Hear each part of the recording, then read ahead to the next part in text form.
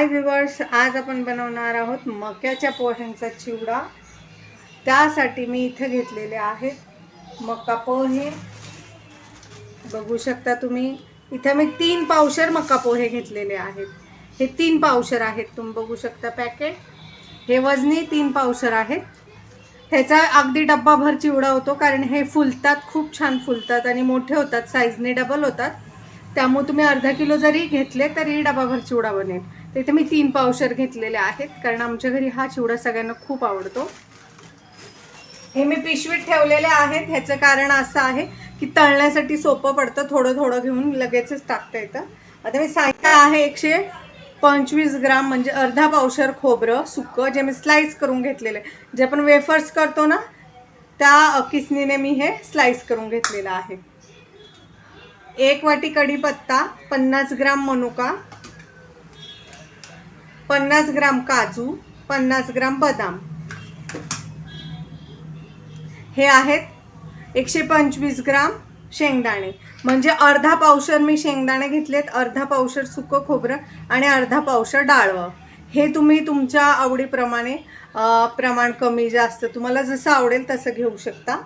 आणि काजू बदाम आणि मनुका ऑप्शनल आहे, तुम्हाला आवडत असल्यास टाका, तुमच्याकडे असतील तर टाका, नसतील नाही टाकले तरी चिवड्याच्या चवीमध्ये काही फरक पडत नाही, त्यामुळे असतील तर नक्की टाका।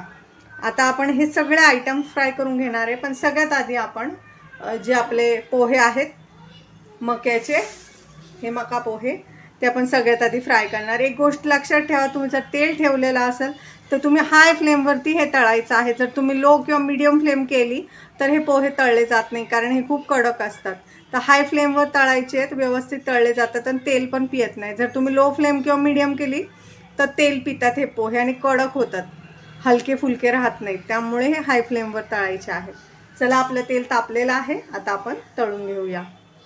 आता कढईमध्ये मी एक जाळी ठेवलेली आहे,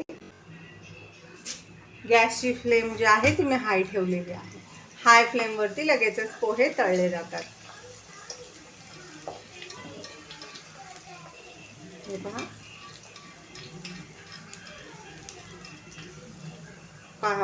तुम्ही बघू शकता लगेचच पोहे तळून झालेले आहेत। लो फ्लेम केले ना की पोहे व्यवस्थित तळले जात नाही, त्यामुळे तुम्ही हाय फ्लेम करायची आहे आणि पोहे तळून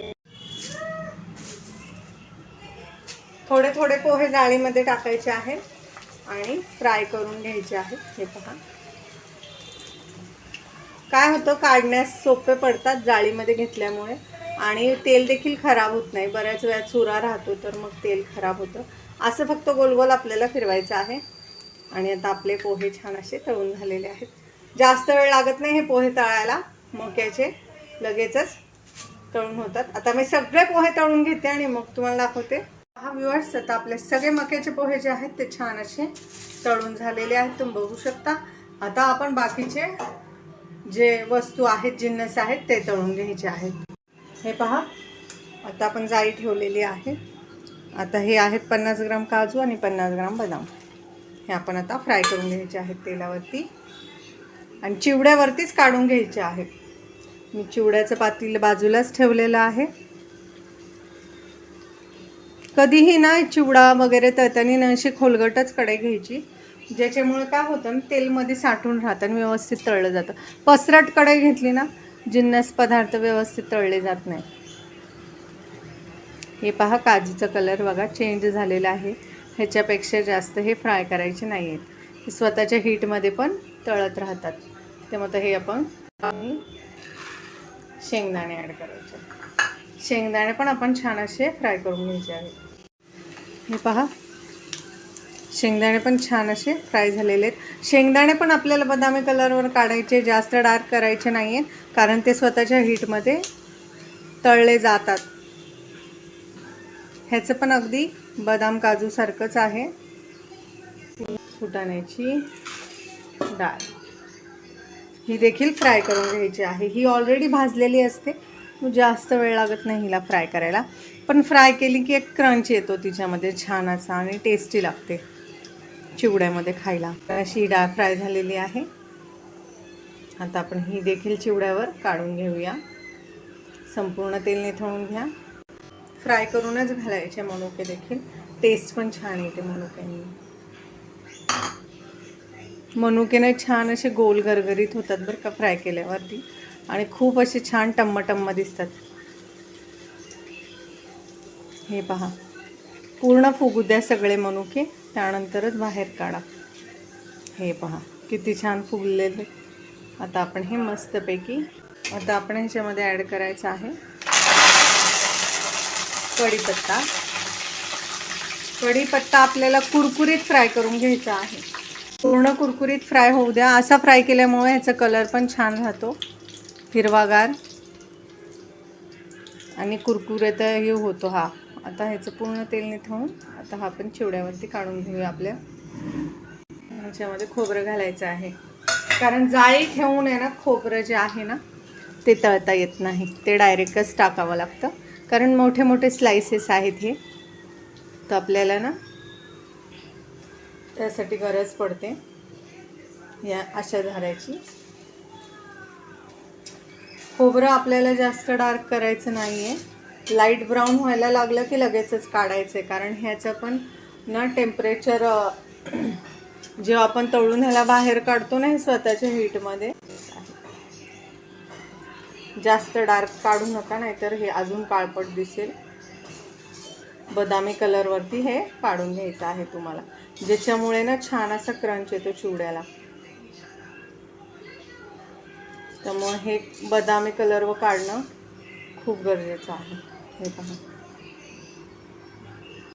व्ह्यूअर्स, आता आपण आपल्या पोहे जे आहेत, मका पोहे, त्याच्यावरती ना सगळे जिन्नस जे आहेत ना ते काढून घेतलेले आहेत. डाळ, शेंगदाणे, मनुके, काजू, बदाम, कढीपत्ता आणि सुकं खोबरं.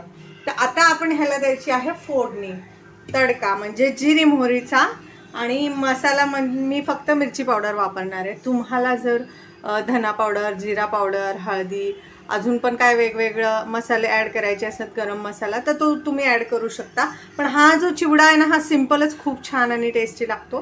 त्यामुळे मी इथे फक्त ह्याच्यामध्ये मिरची पावडरची फोडणी देणार आहे, हळद टाकणार आहे, आणि थोडीशी साखर आणि मीठ. 2.5 चमचे मी इथं तेल घेतलेलं आहे.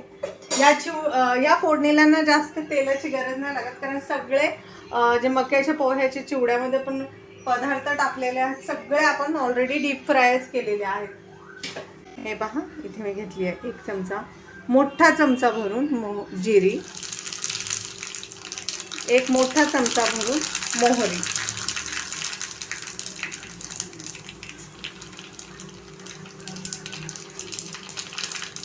मोहरी तडतडती, गॅस बंद करून टाकायचा आहे. आपली जिरी मोहरी व्यवस्थित तडतडलेली आहे. तर आता आपण ह्याच्यात टाकायचं आहे हिंग. आणि आपली फोडणी आपल्याला थोडीशी ना थंड करून घ्यायची आहे. थोडी थंड झाल्यावरतीच ह्याच्यामध्ये मिरची पावडर टाकायची. जर तुम्ही गरम गरम मध्ये टाकली ना, तर मग सगळी मिरची पावडर आणि हळदी पावडर करपून जाईल. आता आपली फोडणी थोडीशी थंड झालेली आहे. इथे बघा, मी घेतलेली आहे 1 चमचा हळद, 1 चमचा काश्मीरी मिरची पावडर आणि 4 चमचे तिखट मिरची पावडर. तुम्ही जितकं तिखट खाता त्यानुसार मिरची पावडर घ्या, कमी जास्त तुमच्या आवडीप्रमाणे. हे पहा, आता आपण ह्या फोडणीमध्ये ना हे व्यवस्थित मिक्स करायचं आहे. कधीही चिवड्याला आपण जेव्हा फोडणी करतो ना, तर मसाले कोरडे टाकायचे नाही वरून. अशी फोडणी करून टाकले ना, मग तेलामुळे मसाले व्यवस्थित सगळीकडे लागतात. आणि काळजी करू नका, मिक्स होतात व्यवस्थित. मिक्स करायला थोडासा वेळ लागतो, पण होतात. आता आपण ह्याच्यामध्ये चवीनुसार मीठ टाकणार आहे. हे पहा, चिवड्यामध्ये आता आपण चवीनुसार मीठ ॲड करूया.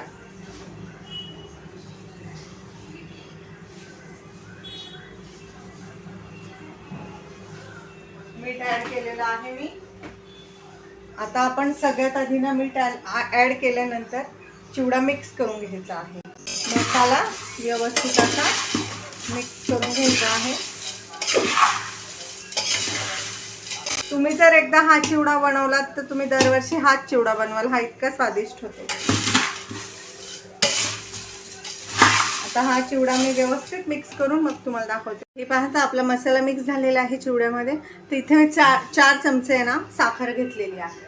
हा माझा चमचा बघा, हा जो चमचा आहे ज्याने आपण फोडणी मिक्स केली होती, ह्याच चमचा आहे माझ्याकडं ज्याने मी साखर मोजून घेतलेली आहे 4 चमचे. तर ही साखर आपण मिक्सरला बारीक करायची आणि मग ह्याच्यात ॲड करायची. तुमच्याकडे पिठी साखर असेल तर तुम्ही वापरू शकता, पण पिठी साखर आहे ना खूप जुनाट वास येतो त्याला, त्यामुळे शक्यतो तुम्ही साखर आहे ना दळूनच टाका. व्यूअर्स, आता आपण ना ही जी साखर आहे जी आपण मिक्सरला दळून घेतलेली आहे ती आता या चिवड्यावरती व्यवस्थित अशी टाकायची आहे. आता गोड तुम्ही तुमच्या आवडीनुसार कमी जास्त साखर घेऊ शकता किंवा पिठी साखर वापरू शकता. हे पहा, आता साखर व्यवस्थित अशी मिक्स करून घ्या पूर्ण चिवड्याला.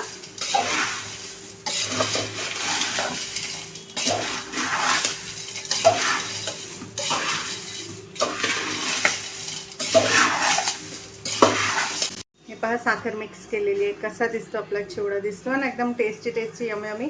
तर हाच चिवडा मी तुम्हाला सर्व करून दाखवते. या दिवाळीला हा मका पोहा चिवडा नक्की बनवा, तुम्हाला नक्की ही रेसिपी आवडेल. हे पहा व्ह्यूअर्स, आपला यमी यमी असा मका पोह्यांचा चिवडा कसा दिसतोय मी सगळीकडून दाखवते तुम्हाला. दिसतोय ना टेस्टी टेस्टी यमी यमी. तर या दिवाळीत हा मका पोहा चिवडा नक्की बनवा आणि ही रेसिपी नक्की ट्राय करा, तुम्हाला नक्की आवडेल. रेसिपी आवडल्यास चॅनल लाईक करा, सबस्क्राईब करा. रेसिपी कशी वाटली ते कमेंटमध्ये नक्की सांगा.